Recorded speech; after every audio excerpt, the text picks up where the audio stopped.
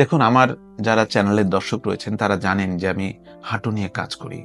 হাঁটুর লিগামেন্ট নিয়ে minimum invasive arthroscopic surgery করি। অনেক অপারেশন করেছি। আমি সেই সমস্ত পেশেন্টদের কাছে কৃতজ্ঞ, ঋণী যারা চোখ বন্ধ করে তার দেহের একটা ইম্পর্টেন্ট পার্ট হাঁটু আমার ছুরির তলে দিয়ে দিয়েছে। আমি আমার সর্বোচ্চ চেষ্টা করি প্রতিটা রোগীকে সর্বোচ্চটা দেওয়ার। মালিক উপরালা এখন পর্যন্ত তিনি আমাকে ওভাবে নিরাশ করেননি। এই ক্ষুদ্র অভিজ্ঞতা, আমি এখনো লার্নিং পিরিয়ডে আছি, আমি এখনো শিখছি।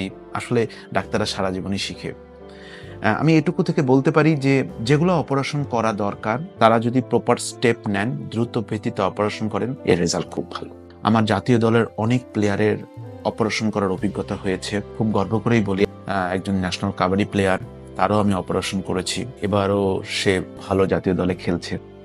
এরকম প্রচুর প্লেয়ার আছে আমার যারা জাতীয় দলের মাঠে খেলছে অপারেশন করে। অনেক রোগী অপারেশন করি না, অপারেশন ছাড়াও অনেক রোগী কিন্তু ভালো হয়। সেটা হাঁটুর লিগামেন্টের যারা ইনজুরি থাকে, যেগুলো সামান্য ইনজুরি থাকে, সেগুলো ফিজিওথেরাপির অনেক রোগী ভালো হয়। কিন্তু এইটা কোনটা ভালো হবে কোনটা ভালো হবে না, এটা আসলে আমি নিজে হাত দিয়ে বা আমরা হাত দিয়ে পরীক্ষা না করলে এটা বলতে পারবো। তাই আমার অভিজ্ঞতা থেকে বলছি, যেগুলো অপারেশন করা প্রয়োজন সেগুলো যদি দ্রুত ভিত্তিতে অপারেশন করেন তাহলে রেজাল্ট কিন্তু খুব ভালো। একটা কথা আমি সবসময় বলি, জাতীয় দলের খেলোয়াড় যদি মাঠে অপারেশন করে দৌড়াতে পারে, শ্রেষ্ঠ প্লেয়ার হতে পারে, সাধারণ মানুষ কেন ভালো হবে না?